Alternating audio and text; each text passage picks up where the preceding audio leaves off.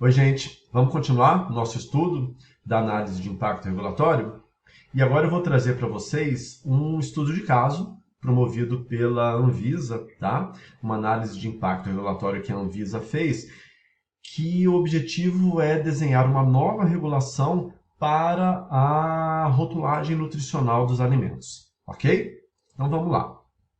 Bom, como vimos nas etapas da AIR, o primeiro item que eu tenho que pensar é o problema regulatório que eu quero enfrentar, né? Ou seja, que situação que eu quero atacar, que eu quero resolver. E a Anvisa deixa claro ali, o problema regulatório que eles tinham é a dificuldade de compreensão da rotulagem nutricional pelos consumidores brasileiros. Ou seja, as pessoas vão ao supermercado, pegam um determinado produto e elas não conseguem entender como que aquele produto, qual a composição daquele produto, se tem muito açúcar, se tem muita gordura, enfim, as pessoas, os consumidores não conseguem ter essa noção clara. E a Anvisa, ela elenca 5 principais causas para esse problema. Ela coloca lá, existe uma dificuldade de visualização e leitura da tabela, ou seja, às vezes né, é muito pequeno, às vezes não está claro o suficiente. Lista ainda como causa do problema o conhecimento e o tempo exigido para a compreensão da tabela nutricional, né, por não ser simples, não ser clara, demanda muito tempo e conhecimento das pessoas. A dificuldade de eu comparar mercadorias distintas, todo tipo de confusão gerada sobre a qualidade nutricional do alimento, né? E, por fim, o baixo nível de educação alimentar e nutricional do brasileiro. Ou seja, o brasileiro não conhece muito sobre isso e a rotulagem que existe também não ajuda. Então, você tem aí um problema que precisa ser enfrentado. Existem regras já de rotulagem nutricional, mas essas regras precisam ser aperfeiçoadas e, por conta disso, a Anvisa está fazendo essa análise de impacto regulatório para se pensar uma nova regulação desse assunto, tá? Ok.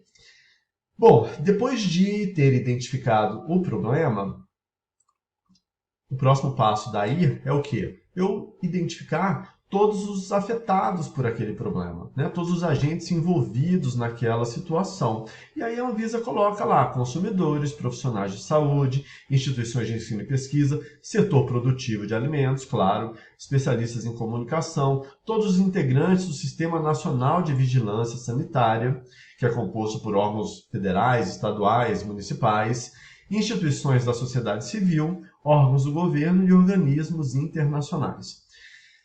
Daí a Anvisa continua deixando claro que existe uma base legal para ela fazer essa regulação, né? A base legal é a própria lei que criou a Anvisa, a Lei 9782, né, que definiu o Sistema Nacional de Vigilância Sanitária e criou a Anvisa. E nessa lei está lá explícito, o objetivo da intervenção guarda relação direta com a proteção e a promoção da saúde, como no caso da rotulagem nutricional. Então fica claro a base legal para que se faça essa nova regulação sobre o tema, né?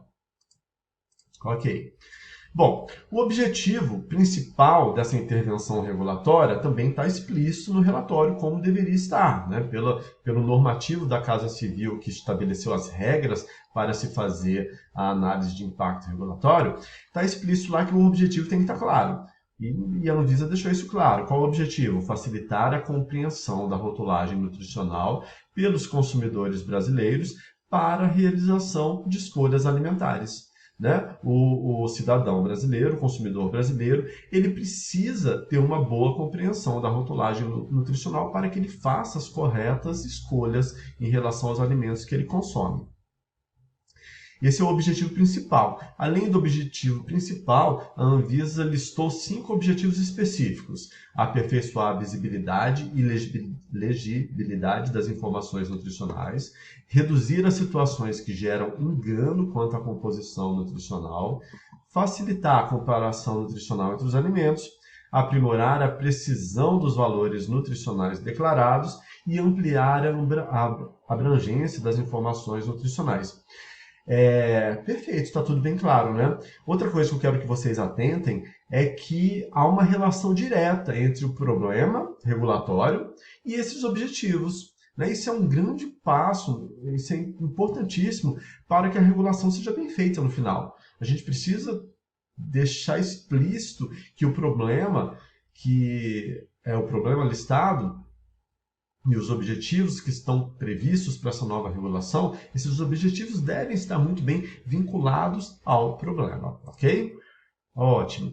A outra etapa crucial, né, de toda análise de impacto regulatório é eu pensar em alternativas, de como resolver aquele problema.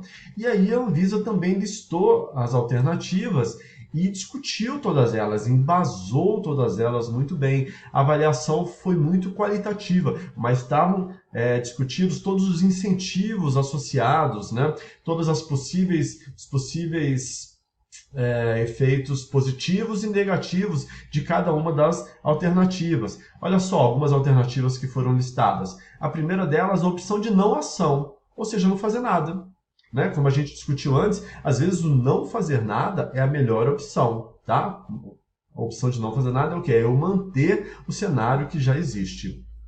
Outra, ela levou em consideração também possíveis ações de educação, de orientação para a população e aperfeiçoamento de diferentes modelos e informações relacionados com a rotulagem nutricional. Então, ela pensou em diversas alternativas de modelos de rotulagem nutricional e foi avaliando cada uma delas. Depois, ela fez o quê? Compilou todos esses estudos, né? Os incentivos, os efeitos positivos e negativos de todos os tipos de rotulagem nutricional e com base nisso a Anvisa teve condições de apontar a solução mais adequada para o que ela pretendia, para o objetivo que foi desenhado, de maneira que eu aumente o bem-estar social da população. Né? Aumente a utilidade de todos os agentes envolvidos naquela regulação. E aí, como no final das contas, a Anvisa concluiu que a melhor alternativa era esse modelo de rotulagem nutricional frontal semi-interpretativo, de declaração obrigatória no formato retangular, com uma lupa para informar o alto conteúdo de açúcares adicionados, gorduras saturadas e sódio. Então ficou desse jeito aqui, esse desenho aqui, mais ou menos isso que, se essa norma entrar em vigência, né, a análise de impacto regulatório ainda não se tornou uma norma publicada, mas se seguir o fluxo e ela se efetivar, seria mais ou menos esse desenho aqui. Né? Então você tem um desenho com uma lupa, deixando claro que aquele alimento ele é alto em açúcar, em gorduras, em sódio, ou só em um dos dois, ou só em um dos três, para ficar bem explícito. Né? Esse modelo foi que a Anvisa concluiu que era o melhor para facilitar a compreensão da população em relação ao que ela estava consumindo, relativamente à sua alimentação. Tá bom?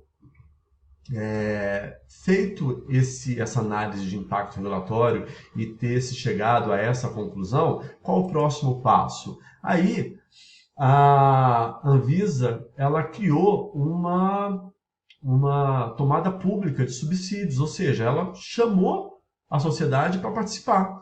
Ela colocou o relatório de análise de impacto regulatório à disposição da sociedade para ver todos os envolvidos, todos os agentes que têm, de alguma maneira, relação com essa nova possível regulação, para que eles opinassem. Então você tem aí uma participação social muito concreta. Olha só o número de participações que houve. 3.579 participantes nessa tomada pública de subsídios, que vieram de diversos países, 27 países, e ao todo, esses participantes geraram 33.531 contribuições por escrito para tentar, né, sugerir mudanças nessa potencial regulação, tá bom?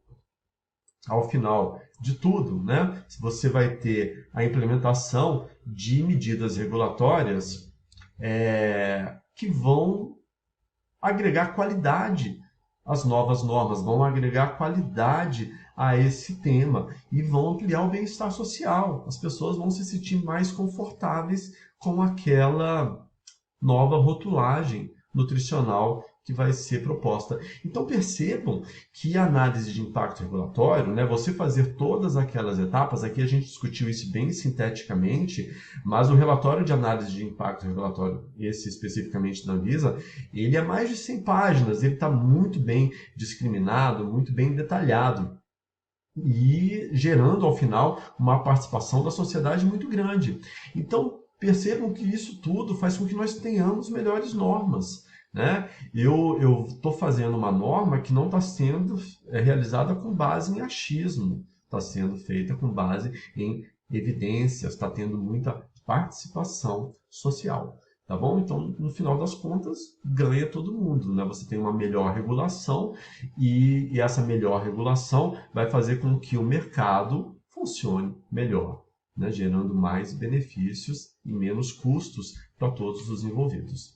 Tá bom? Aqui toda a bibliografia, né, em relação a esse tema, especificamente sobre esse estudo de caso, tem esse texto para discussão aqui, que eu escrevi com o Flávio Sabe, que é um colega da Anvisa, e está bem detalhado isso daí, nesse texto para discussão, que tem o link aí, se alguém quiser dar uma olhada.